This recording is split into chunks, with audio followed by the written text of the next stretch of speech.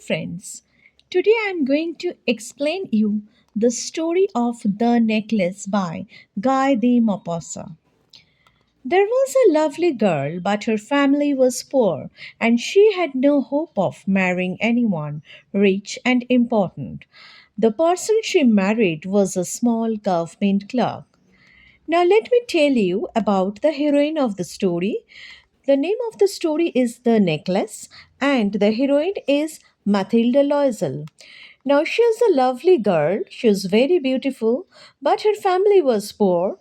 But she is very much ambitious. She always dreamed of something rich.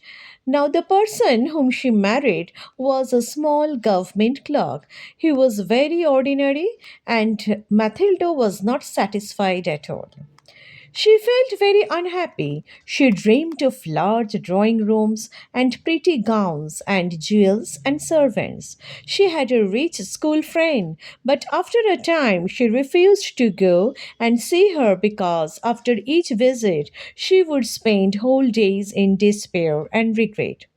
So, from this paragraph, you can understand that Mathilda was so ambitious and so jealous of her rich friend that she refused to go to see her because after each visit she felt very sorrowful because she did not have all those things that are owned by that rich friend.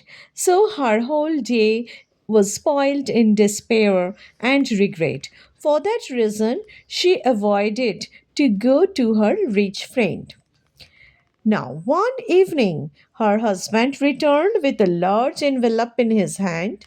Here's something for you, he cried. She tore open the envelope.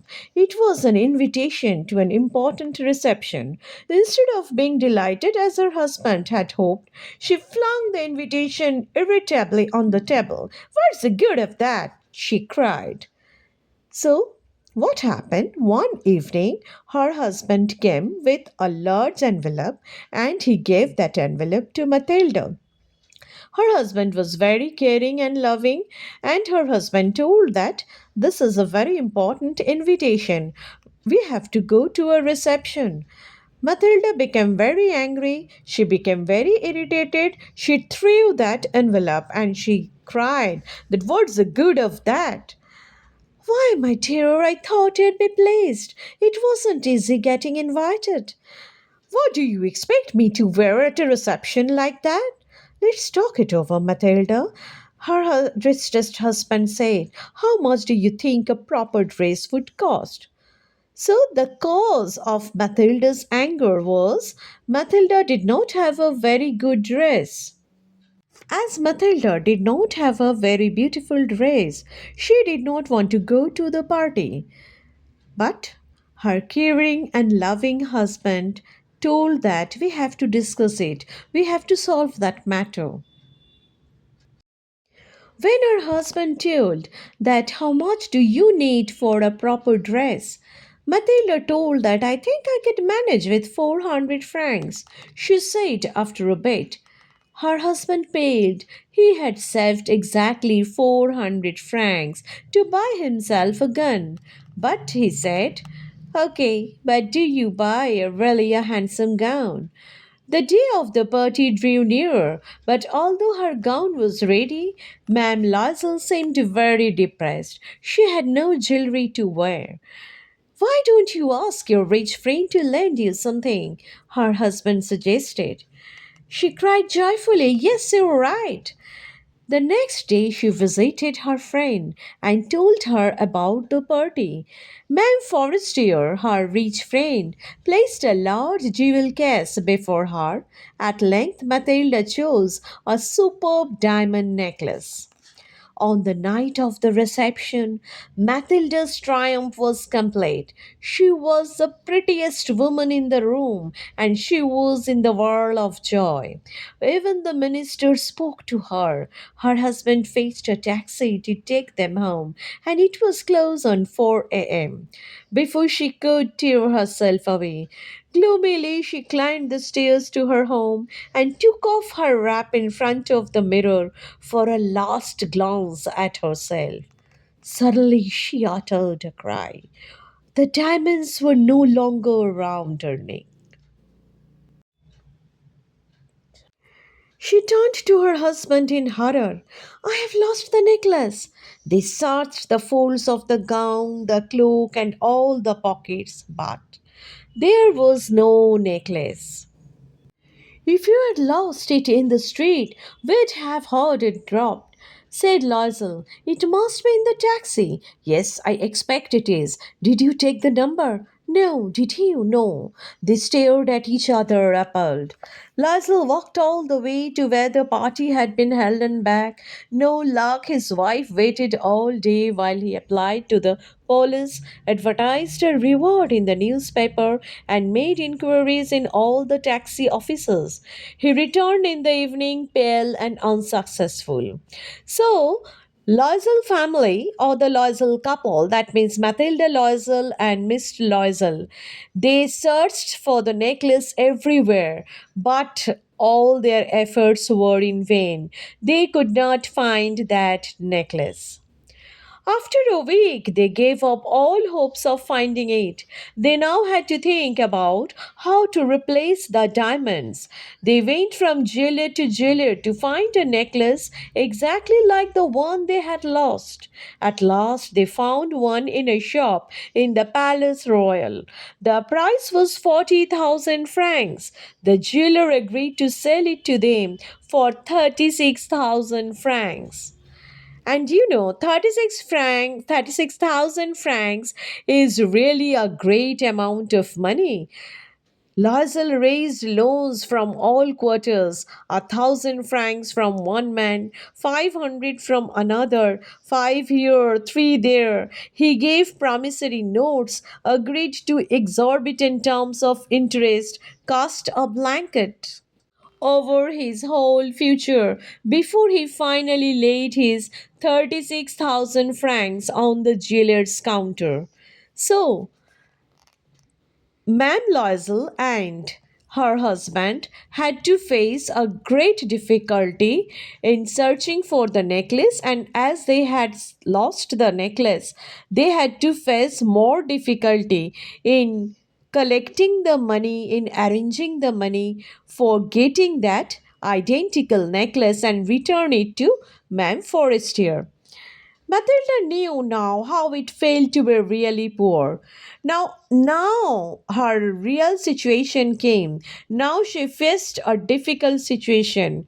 Previously, she was not satisfied with what she had, and now she had to remain satisfied with what she had. The appalling debt had to be paid. The maid was dismissed and the flat given up. They moved to a garret. She undertook all the household work. She washed pots and pans and clothes until her hands were coarse. She swept and scrubbed, brought up water, carried down sweepings. She dressed like a working woman. She went with her basket to traders, bargaining, wrangling, and fighting for every penny. Her husband spent his evenings doing extra work and many nights copying papers at 5 sous a page. This kind of life went on for 10 long years. By then, they had somehow paid everyone off. So Mathilde Loisel, after 10 years, realized that how bad, how difficult the life was. Before that, before the problem, before she losing that necklace, she dreamed of having many rich things. But after losing the necklace, the reality came. She realized the real tragedy. She realized what poverty is. Matilda looked an old woman now. She had become the typical poor man's wife, rough, coarse, hard. Her hair was neglected, her clothes shabby, her hands red, her voice no longer gentle. But now and then she would sit by the window and her thoughts would wander back to that far away evening, the evening of beauty and her triumph. What would have happened if she had not lost the necklace? Who could say? What a beautiful life she had! One Sunday, after a week's work, she went for a walk to the Champ Palaces. Suddenly, she caught sight of a lady with a child. She recognized her rich friend, Ma'am Forestier, who looked as young and attractive as ever. Should she speak to her? Yes, she would. Good morning, Jen, she said. I'm afraid I don't know you, said Ma'am Forestier hesitatingly. No, I'm Matilda Loiseau. Oh, Matilda, how you have changed! Yes, I have been through a very bad time since I saw you last, and it was all, because of you. Because of me? What do you mean? You remember the diamond necklace you lent me? Well, I lost it. I don't understand. You brought it back to me. What I brought you back was another one, exactly like it, and for the last 10 years we have been paying for it. My first year stopped dead. You mean to say you brought an original diamond necklace to replace mine? Yes. Ma'am Forestier seized both her hands in great distress. Oh, my poor Matilda! Why, mine were only imitation. At the most, they were worth 500 francs. And here, and here lies the turning point and the climax of the story, where Mem Forestier told Matilda that diamond necklace was not an original one. It was made of paste, it was only imitation. And for that imitation necklace, Matilda had sacrificed. Not only Matilda, she and her husband both had sacrificed their 10 long years.